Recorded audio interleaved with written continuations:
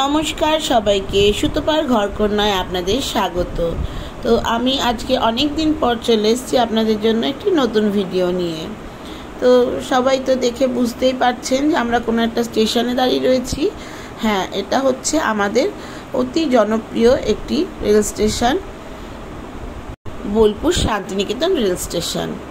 তো আমরা সকাল সকাল রেডি হয়ে চলে এসেছিলাম বোলপুর শান্তিনিকেতন স্টেশনে। আমাদের গন্তব্য ছিল এনজিপি আর আমাদের ট্রেন ছিল বন্দে ভারত। তো কিছুক্ষণ অপেক্ষা করার পরে আমাদের ট্রেন ঢুকছে, আর বাচ্চারাও ট্রেন দেখে খুব খুশি হয়ে গেল। আর ট্রেনটা সেদিন একটু লেটেই ঢুকেছিল, তো খুব অস্থির হয়ে যাচ্ছিল বাচ্চারা। তো যাই হোক, ট্রেনটি ঢুকতে মোটে 2 মিনিট সময় পেয়েছিলাম আমরা ট্রেনে ওঠার জন্যে।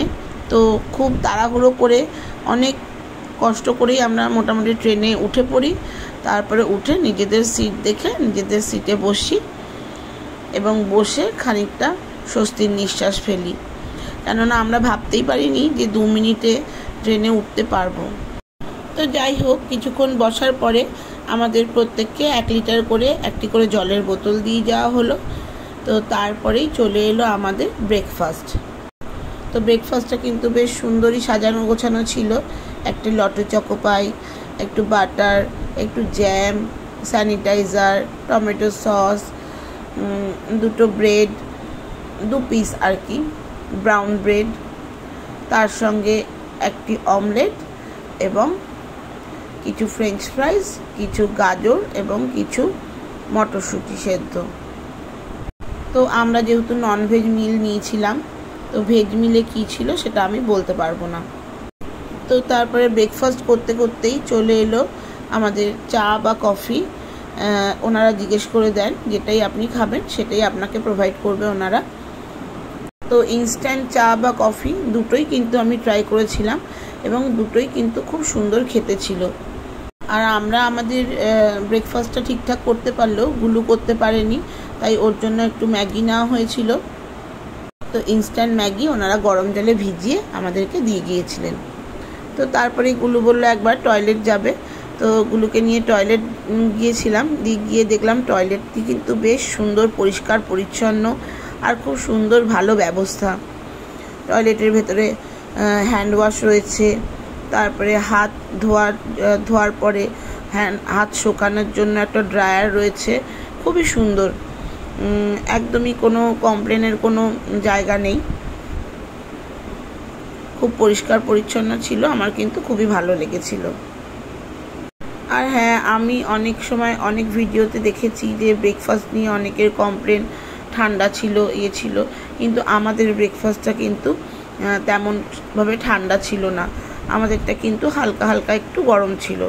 এবার একটা ট্রেনে ব্রেকফাস্ট পাচ্ছি, সেটা আর কত গরম থাকবে। তো দেখুন, আমার আগে সে কিন্তু এসে ঢুকে পড়েছে, নিজেই সুইচ টিপে দরজা খুলে আর সে ঢুকে পড়েছে। তো তারপরে সব কিছু হয়ে যাওয়ার পরে আমি খানিক রেস্ট নিয়েছিলাম, কেন কি যেহেতু ট্রেন ধরবো বলে অনেক ভোরে উঠেছিলাম। আর এইদিকে ও দুষ্টুমি করছিল আর হিয়া এই সমস্ত ভিডিও করে রেখেছে। তো তারপরে ঘুমটা ভাঙতেই মনে হলো একটু চা খাই। সকাল থেকে যেহেতু চা খাওয়া হয়নি, বাড়িতে একটু চা খেয়ে এসেছিলাম।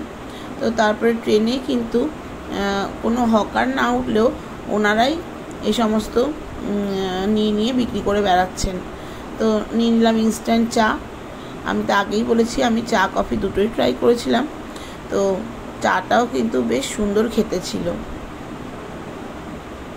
তো তারপরে একটু ন্যাপ নিয়ে উঠতেই হিয়া কিন্তু আমাকে আর চোখ বুঝতে দিল না। বললো, মা সময় কাটছে না, তুমি আমার সঙ্গে একটু করো। দিয়ে তারপরে মা মেয়েতে দুজনে এই সমস্ত ভিডিও বানাচ্ছিলাম। তো এই সমস্ত করতে করতে কিন্তু আমাদের মোটামুটি লাঞ্চ টাইম হয়ে গেল। তো তারপরে এই 12:30 নাগাদ আমাদের লাঞ্চ দিয়ে গিয়েছিল। তো চলুন দেখে নিই লাঞ্চে কী কী ছিল। তো বেশ সুন্দর পরিপাটি করে সাজানো গোছানো লাঞ্চটা। তো এখানে ছিল ভাত, একটা সবজি, চিকেন, ডাল, একটু চাটনি বা আচার যাই হোক, আর ওদিকে ছিল টক দই, আর কাগজে যেটা রোল করা দেখা যাচ্ছে ওর ভেতরে দুটো পরোটা ছিল। তো লাঞ্চ হয়ে যাওয়ার পরে আমাদেরকে কিন্তু এরকম আইসক্রিম দিয়ে গেছিলো, আমুলের ভ্যানিলা আইসক্রিম।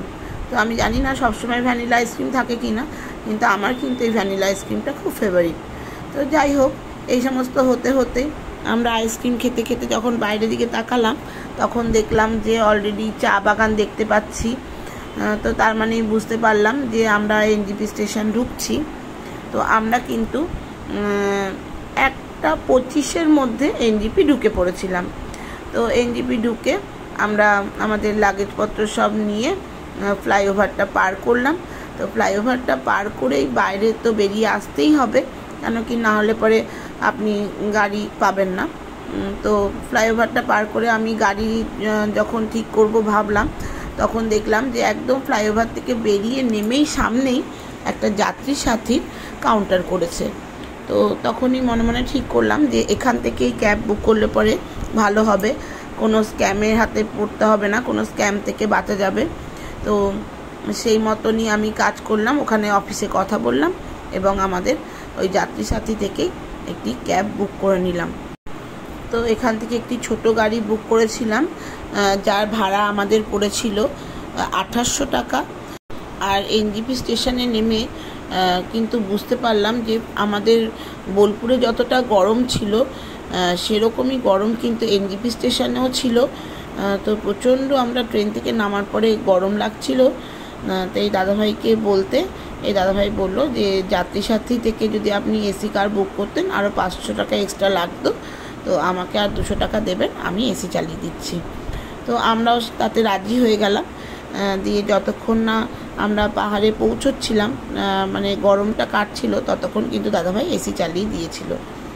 তো যাই হোক, খুব সুন্দর চা বাগানের দৃশ্য দেখতে দেখতে আর দূরে আমাদের গাড়ি থেকে পাহাড়টা দেখা যাচ্ছে, সেই দেখতে দেখতে আমরা কিন্তু পাহাড়ে উঠতে শুরু করলাম।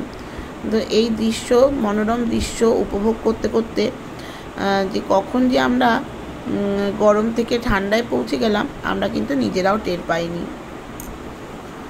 তো যাই হোক, সেদিন বিকেলবেলাটা আমাদের খুব সুন্দর কেটেছে। এই পাহাড়ে উঠতে উঠতে এত সুন্দর মনোরম দৃশ্য দেখতে দেখতে আমরা বিকেলটা কিন্তু খুব সুন্দরভাবে উপভোগ করেছিলাম। আর আমরা দার্জিলিং পৌঁছেছিলাম মোটামুটি 5:30 নাগাদ। তো চলুন তাহলে ভিডিওটি আজকে এই পর্যন্তই রইল। ভালো লাগলে একটি লাইক, শেয়ার, সাবস্ক্রাইব করে অবশ্যই আমার পাশে থাকবেন। আর আমার যে সকল বন্ধুরা আমার চ্যানেলটিকে সাবস্ক্রাইব করেছেন তাদেরকে অসংখ্য অসংখ্য ধন্যবাদ। আর আমার যে সকল বন্ধুরা আমাদেরকে এখনও সাবস্ক্রাইব করেননি তাদের কাছে সাবস্ক্রাইব করে দেওয়ার অনুরোধ রইল। Thank you.